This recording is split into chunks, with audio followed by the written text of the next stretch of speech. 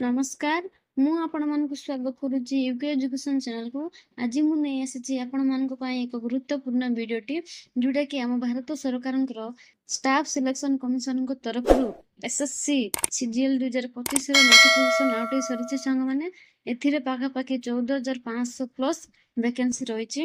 ଯଦି ଆପଣମାନେ ଏହାର ଅଫିସିଆଲ ନୋଟିଫିକେସନ ଡାଉନଲୋଡ୍ କରିବାକୁ ଚାହୁଁଛନ୍ତି, ମୁଁ ମୋର ଟେଲିଗ୍ରାମ ଚ୍ୟାନେଲରେ ଦେଇଦେଇଛି, ଆପଣମାନେ ଯାଇକି ଡାଉନଲୋଡ୍ କରିପାରିବେ କିମ୍ବା SSC ର ଅଫିସିଆଲ ୱେବସାଇଟ୍ କୁ ଯାଇକି ଆପଣମାନେ ଚେକ୍ କରିପାରିବେ। ଏଇ ଭିଡିଓରେ ଆମେ ଜାଣିବା କୋଉମାନେ ଆପ୍ଲାଏ କରିପାରିବେ, ଆପଣମାନଙ୍କର ଏଜ୍ କଣ ରହିବ, କ୍ୱାଲିଫିକେସନ କେତେ ରହିବ, ସାଲାରୀ କେତେ ରହିବ, ଜବ୍ ଲୋକେସନ କଣ ରହିବ, ଏକ୍ଜାମ ପାଟର୍ନ କଣ ରହିବ, ଡିଟେଲ୍ସ ଏଇ ଭିଡିଓ ମାଧ୍ୟମରେ ଆମେ ଡିସ୍କସନ କରିବା।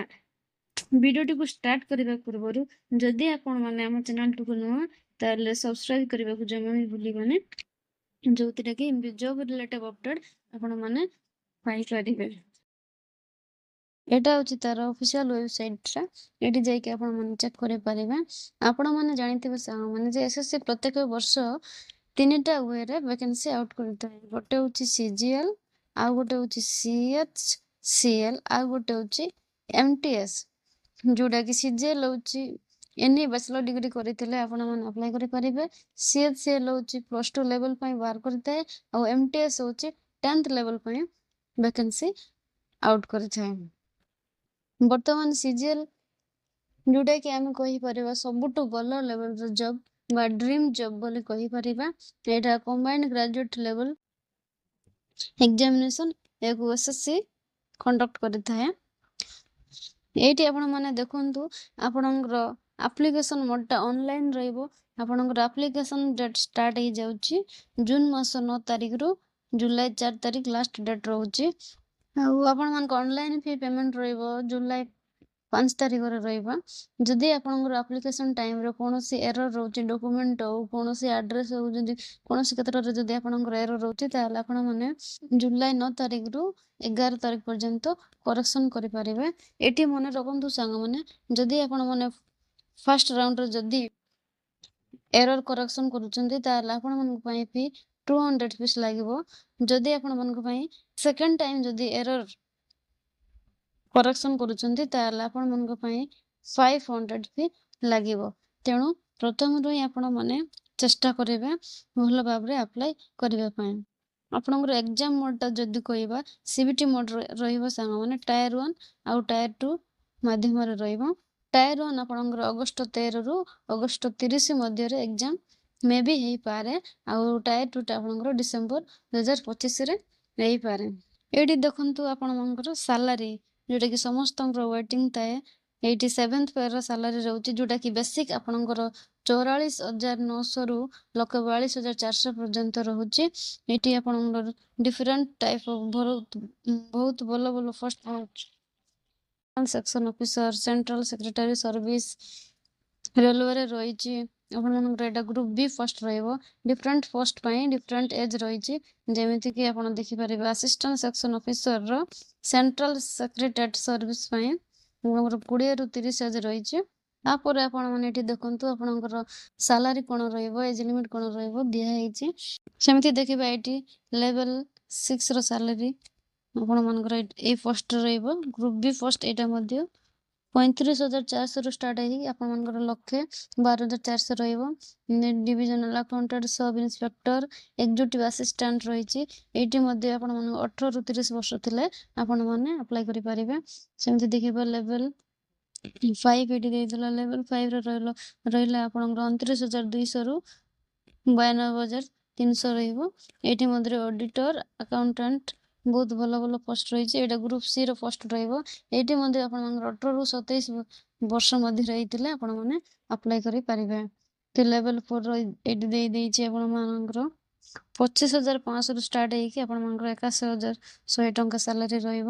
Postal assistant, sorting assistant, tax assistant, ଏଇଟା ଗ୍ରୁପ C ର ପୋଷ୍ଟଟା ରହିବ ସାଙ୍ଗମାନେ। ଏଇଠି ବି ଆପଣମାନଙ୍କର ଯଦି ଏଜ୍ 18ରୁ 27 ବର୍ଷ ରହୁଛି, ତାହେଲେ ଆପଣମାନେ ଜବଟିକୁ ଆପ୍ଲାଏ କରିପାରିବେ।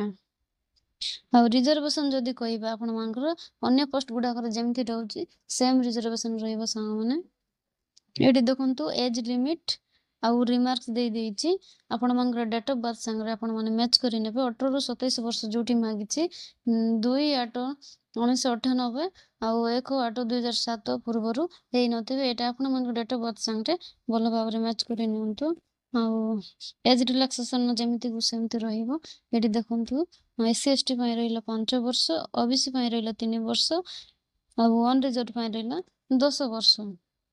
ସ୍କ୍ରୋଲ କରିକି ତଳକୁ ଆସିବେ ଆପଣମାନେ। ଏଇଠି ତଳକୁ ଟିକେ ପଳେଇ ଆସନ୍ତୁ। ଏଠି ଦେଖିନେବେ ଆପଣମାନଙ୍କର କ୍ୱାଲିଫିକେସନ୍ କେତେ ରହିବ। ଜୁନିୟର ଷ୍ଟାଟିଷ୍ଟିକାଲ ଅଫିସର ପାଇଁ ଯଦି ଆପଣମାନେ ଆପ୍ଲାଏ କରୁଛନ୍ତି ତାହେଲେ ବ୍ୟାଚଲର ଡିଗ୍ରୀ ସହିତ ଯେକୌଣସି ବ୍ୟାଚଲର ଡିଗ୍ରୀ ସହିତ ଆପଣଙ୍କର 12th ଷ୍ଟାଣ୍ଡାର୍ଡରେ ଯଦି ମ୍ୟାଥରେ 60% ଅଛି ଆପଣମାନେ ଆପ୍ଲାଏ କରିପାରିବେ। ଆଉ ଅଲ୍ ପୋଷ୍ଟ ପାଇଁ ରହିବ ଆପଣଙ୍କର ଯେକୌଣସି ଏନି ବ୍ୟାଚଲର ଡିଗ୍ରୀ କରିଥିଲେ ଆପଣମାନେ ଆପ୍ଲାଏ କରିପାରିବେ।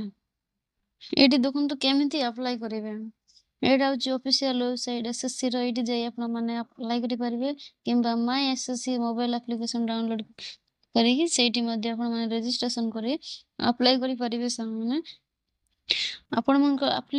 ଆପଣମାନଙ୍କର ଆପ୍ଲିକେସନ୍ ଫି ଯଦି ଆମେ କହିବା ଏଇଠି 100 ଟଙ୍କା ଲାଗିବ। ଯଦି ଆପ୍ଲିକାଣ୍ଟ ଓମେନ୍ କିମ୍ବା SC/ST ହେଇଥିବ, PWD ହେଇଥିବ ତାହେଲେ ଆପଣଙ୍କ ପାଇଁ ଆପ୍ଲିକେସନ୍ ଫି ଫ୍ରି ରହିବ। ସାଙ୍ଗମାନେ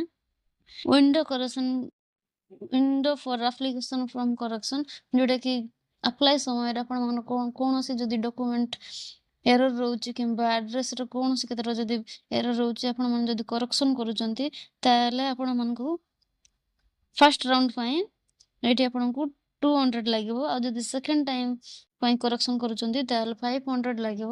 ସେଥିପାଇଁ ଷ୍ଟାର୍ଟିଂରୁ ହିଁ ଭଲ କି ଆପ୍ଲାଏ କରି ନିଅନ୍ତୁ। ଏଇଟା ଯଦି ଦେଖିବା ଆପଣମାନଙ୍କର ଏକ୍ଜାମ ସେଣ୍ଟର କୋଉଠି ରହିବ, କେମିତି ରହିବ। ସେଣ୍ଟର ଏକ୍ଜାମିନେସନ୍ ଯଦି କହିବା ଆପଣମାନେ ଜାଣିଥିବେ ଯେ CGLଟା ଅଲ୍ ଇଣ୍ଡିଆର ଭେକେନ୍ସି ବାହାର କରିଥାଏ। ଯଦି ଆମେ ଓଡ଼ିଶା କଥା କହିବା ଆପଣମାନଙ୍କର ଇଷ୍ଟର୍ଣ୍ଣ ରିଜନ୍ ରହିବ, ଯୋଉଟାକି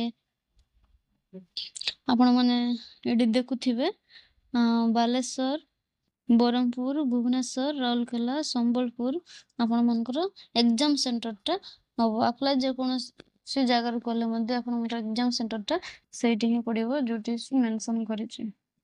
ଯଦି ଏକ୍ଜାମ ପାଟର୍ନଟା କହିବେ ଆପଣମାନଙ୍କୁ Tier 1 ଆଉ Tier 2 ଦୁଇଟା ମୋଡ୍ ମାଧ୍ୟମରେ ହବ। ଏଠି ଦେଇଛି Tier 1 ପାଇଁ କଣ ସିଲାବସ୍ ରହିବ।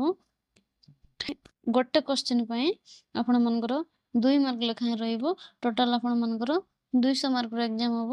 ଆଉ ଟାଇମ୍ ଯଦି କହିବେ ଆପଣମାନଙ୍କର 1 ଘଣ୍ଟା ରହିବ। 200 ମାର୍କ ପାଇଁ ଆପଣଙ୍କୁ 100ଟା କ୍ୱେଶ୍ଚିନ୍ ଟୋଟାଲ 100ଟା କ୍ୱେଶ୍ଚିନ୍କୁ ଆପଣମାନେ 1 ଘଣ୍ଟାରେ ଆଟେଣ୍ଡ କରିବେ। ନେଗେଟିଭ ମାର୍କ କହିବା ଆପଣଙ୍କର ଗୋଟେ କ୍ୱେଶ୍ଚିନ୍ ପାଇଁ ଆପଣଙ୍କୁ ରହିବ 0.50 ମାର୍କ। ସେମିତି ଏଠି Tier 2ର ଏକ୍ଜାମ ଦେଇଦେଲା। Tier 2ଟା ମଧ୍ୟ ପେପର 1 ଆଉ ପେପର 2 ଦୁଇଟା ଇଏରେ ହବ। ଯୋଉମାନେ ଷ୍ଟାଟିଷ୍ଟିକାଲ ଇନଭେଷ୍ଟିଗେଟର ପାଇଁ ଆପ୍ଲାଏ କରିଦେବେ ସେମାନେ ଷ୍ଟାଟିଷ୍ଟିକ୍ସ ମଧ୍ୟ ଦେବେ। ଆଉ ଡାଟା ଏଣ୍ଟ୍ରି ସ୍ପିଡ୍ ମଧ୍ୟ ଚେକ୍ ହବ। ଆଉ ଯାହା ରହିଲା ଯେମିତି ସିଲାବସ୍ ଦିଆଯାଇଛି ସେଇ ହିସାବରେ ଏକ୍ଜାମ ହବ। ନୋଟିଫିକେସନ୍ ଡାଉନଲୋଡ୍ କରି ଆପଣମାନେ ସିଲାବସ୍କୁ ଠିକ୍ ଭାବରେ ଚେକ୍ କରିନେବେ ବା ପଢ଼ି ନେବେ, ଯାହାଦ୍ୱାରା କି ଆରାମସେ ବୁଝିପାରିବେ। ଏଇଠି ଆପଣମାନଙ୍କର ସିଲାବସ୍ ଡିଟେଲ୍ସ ଦେଇଛି। କୋଉଥିରୁ କଣ ରହିବ। ଜେନେରାଲ ଇଣ୍ଟେଲିଜେନ୍ସ ଆଣ୍ଡ ରିଜନିଂର ଅଲ୍ ଯାହା ସିଲାବସ୍ ରହିଛି ଦେଇଛି। ଆପଣମାନେ ନୋଟିଫିକେସନ୍ ଡାଉନଲୋଡ୍ କଲା ପରେ ଆରାମସେ ଏହାକୁ ଦେଖିନେବେ। ମ୍ୟାଥମେଟିକ୍ସର କଣ ରହିବ। ଆଉ ଯୋଉମାନେ ବି ଇନ୍ସପେକ୍ଟର କିମ୍ବା ସବ୍ ଇନ୍ସପେକ୍ଟର ପାଇଁ ଆପଣମାନେ ଯଦି ଆପ୍ଲାଏ କରୁଛନ୍ତି ତାହେଲେ ଆପଣଙ୍କର ଫିଜିକାଲ ଟେଷ୍ଟ ମଧ୍ୟ ଆଉ ମେଡିକାଲ ଟେଷ୍ଟ ମଧ୍ୟ ରହିବ। ସାଙ୍ଗମାନେ ଯାହା ବି ଇନଫର୍ମେଟିଭ ଥିଲା ମୁଁ ସବୁ ଡିଟେଲ୍ସ କହିଦେଇଛି। ଯଦି ବି କିଛି ଡାଉଟ୍ ରହେ ତାହେଲେ କମେଣ୍ଟ ସେକ୍ସନରେ ନିହାତି ଭାବରେ କମେଣ୍ଟ କରନ୍ତୁ, ମୁଁ ତାର ରିପ୍ଲାଏ ଦେବି। ଭିଡ଼ିଓଟି ଯଦି ପସନ୍ଦ ଆସିଥିବ ତାହେଲେ ଲାଇକ୍ କରିବାକୁ ଜମା ବି ଭୁଲିବେନି ଆଉ ସେୟାର କରିବାକୁ ଜମା ବି ଭୁଲିବେନି। ପୁଣି ଦେଖା ହେବା ନେକ୍ସଟ ଭିଡ଼ିଓରେ।